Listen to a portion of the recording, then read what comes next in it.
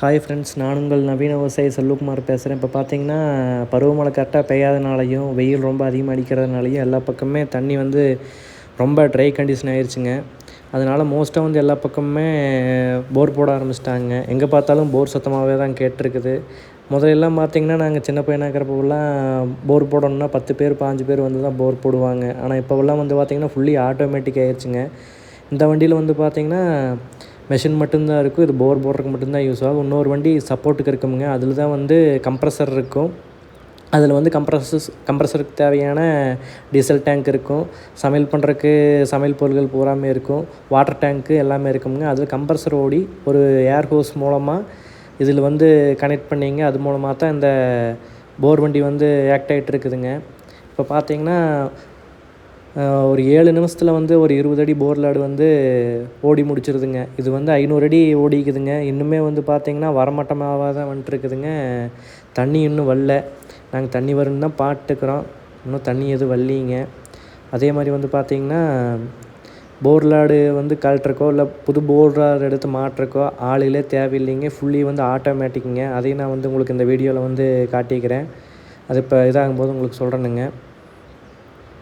முதலெல்லாம் வந்து பார்த்திங்கன்னா ஸ்பேனர் ஒரு ஆள் வந்து போர்லாடு ஓடி முடிச்சதுக்கப்புறம் ஸ்பேனர் போட்டுங்க கழட்டினதுக்கப்புறம் போர்லாடை வந்து ஒரு 4 பேர் தூக்கிட்டு வந்து அப்புறம் மாட்டுவாங்கங்க. இப்போல்லாம் அப்படி கிடையாதுங்க.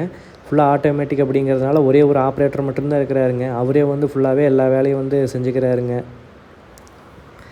பாருங்கள், அந்த இடத்துல வந்து ஒரு ஹைட்ராலிக் மூலமாக ஒரு இது மேலே வந்து பார்த்திங்களா, அதுதான் போர்லாடை வந்து அது ஆட்டோமேட்டிக்காக தூக்கிடுமுங்க. இப்போ கிட்டத்தட்ட பார்த்திங்கன்னா போர்லாடு ஓடி முடிக்க போகிற சமயம் ஆகி போச்சுங்க.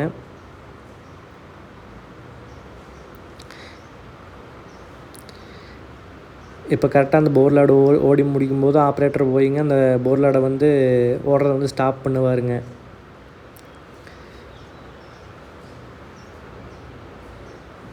இன்னுமே பாருங்கள், தண்ணி ஒரு ட்ராப் கூட வரலைங்க. ஃபுல்லாகவே புகையாக தான் போயிட்டுருக்குது.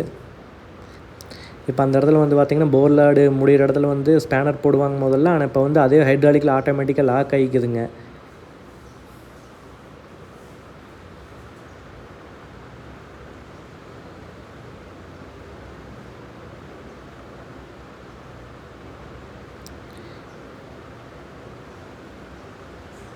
இப்போ வந்து அவர் வந்து ஏர் ரிலீஸ் பண்ணி விட்டாருங்க. நீ போர்லாடை வந்து அந்த மெஷின்லேருந்து கழட்டிடுவாருங்க. கழட்டிட்டு அந்த ஆட்டோமேட்டிக்காக வந்து அந்த போர்லாடு வந்து மெஷினில் வந்து ஜாயின் பண்ணி விட்ருவாங்கங்க. ஃபுல்லாக கழட்டிட்டு அதை மேலே தூக்கிடுவாருங்க. இது எதுக்கு வந்து எனக்கு பண்ணுறாங்கன்னு தெரியலிங்க. ஒரு சரடு ஒன்று எடுத்துங்க அந்த த்ரெட்டில் வந்து சுற்றி விட்டுறாங்க. சுற்றி விட்டதுக்கப்புறம் வந்து பார்த்திங்கன்னா அந்த போர் ராடை வந்து அதில் வச்சு டைட் பண்ணுறாங்கங்க. இது நான் இங்கே தான் பார்க்குறேன். இதுக்கு முன்னாடி நிறைய பக்கம் போர் ஓட்டு நோக்கம் பார்த்துக்கிறேன். இது என்ன ரீசனுக்கோசரம் இப்படி மாட்டுறாங்கிறது எனக்கு தெரியலிங்க.